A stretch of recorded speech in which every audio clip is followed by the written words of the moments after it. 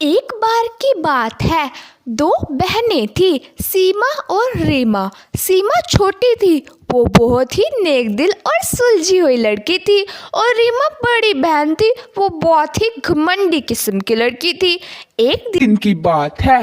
बेटा, अब तुम्हारा कॉलेज खत्म हो चुका है। अब मैंने तुम्हारे लिए रिश्ता देखा है। ठीक है पिताजी, पहले उसकी कमाई बताओ। मैं नहीं चाहती कि मैं तंगी से अपना जीवन काटूं। बेटा, लड़का पढ़ा लिखा है, बैंक में मैनेजर है, लाखों पैसे कमाता है, और मेरी बिटिया तो ऐश करेगी। ठीक है पिताजी।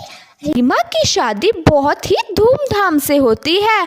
उसके पिता ने खूब आलीशान ढंग से उसकी शादी की, और उसके कारण उसके सिर पर बहुत सारा कर्ज आ गया। फिर बारी आई सीमा की। बेटा, मेरे सिर बहुत कर्ज चढ़ गया है। अब मैं तुम्हारे लिए इतना अमीर लड़का नहीं देख पाया। एक लड़का है, बहुत अच्छे स्वभाव का है, उसकी किराने की दुकान है। क्या तुम मुझसे शादी कर लोगी? हाँ पिताजी, मैं उससे शादी कर लूंगी। एक तरफ रीमा ऐशो आराम से अपनी जिंदगी जी रही थी, खूब पैसे उड़ाती, किटी पार्टियां करती, और कभी शॉपिंग कभी कुछ, पूरी अमीरी वाली जिंदगी जी रही थी। एक बार रीमा और उसके पति ने एक नई कार ली। वे सीमा के पति की दुकान में उन्हें नीचा दिखाने गए और मिठाई देकर आए। बोली सीमा वह समझ ही नहीं पाई कि इन्होंने उसको नीचा दिखाने के लिए ये सब किया। पति उसका बिल्कुल समझदार था और बोला, मुझे पता है ये हमें नीचा दिखाने आए हैं। मेरे किराने की दुकान है ना, इसलिए मैं अमीर नहीं हूँ। अजी, आप तो अपने मालिक हो, उनके पति तो बैंक में किसी के नौकर हैं। आप चाहो तो ऐसी 10 कारें खरीद सकते हो। बस जी जान से अपना काम करो, मेहनत के साथ। उसके बाद सीमा के पति ने दुकान में जी जान से मेहनत करना शुरू कर दिया। वो 7 बजे दुकान खोलता और 10 बजे तक बैठा रहता था, और सीमा भी उसकी मदद करती थी।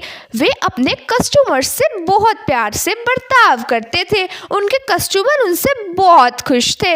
उन्होंने मुंबई जैसे बड़े शहरों से अपना सामान मंगाना शुरू कर दिया था, जिससे वे बहुत ज़्यादा कमाने लग गए। ऐसे करके उन्होंने 10 ऐसे ही स्टोर अपने शहर में खोल दिए, और हर स्टोर का नाम था सीमा फूड एंड ग्रोसरी स्टोर, और वे बहुत ही अमीर हो गए। सीमा बोली, अजी, आप आज फिर नई कार ले आए। आपने ही तो कहा था आप ऐसे 10 कारें खरीदोगे। अभी तो 7 ही हुई है, 3 बाकी है। सीमा और उसके पति रीमा के घर मिठाई खिलाने गए। किसने कहा था तुम्हें बैंक में शराब पीकर जाने के लिए? तुम्हारी वजह से सिर पर कर्ज चढ़ चुका है। अब मेरी जिंदगी कैसे कटेगी? तुमने तो मेरी जिंदगी बर्बाद कर दी। जो कोई और होता ना, तुम्हें कब की छोड़कर चली जाती। रीमा का पति बोला, ये सब तुम्हारी किटी पार्टी शॉपिंग फिजूल खर्चों के कारण हुआ है। ये सब तुम्हारी वजह से हुआ है। क्यों तुम मायके जाने की धौंस दिखाती हो? चली जाओ ना, किसने रोका है? तुम मेरे गरीब मायके होने का फायदा उठाते हो। जाओ, मैं नहीं बोलती तुम्हारे साथ, तुम तो ऐसे ही हो। सीमा और उसका पति सब साइड में खड़कर सुन रहे थे, और सीमा ने आकर रीमा को गले लगाकर कहा, मेरी बहन, तुम रो मत, मैं तुम्हारी सहायता अवश्य करूंगी। रीमा का पति बोला, कृपया हमें अपने स्टोर पर मैनेजर रख लो। आप तो हमारे घर की हालत जानते ही हैं। इससे हमारे हाथ में थोड़े पैसे आएंगे और हम अपना कर्ज उतार सकेंगे। कृपया हमारी मदद कर दो।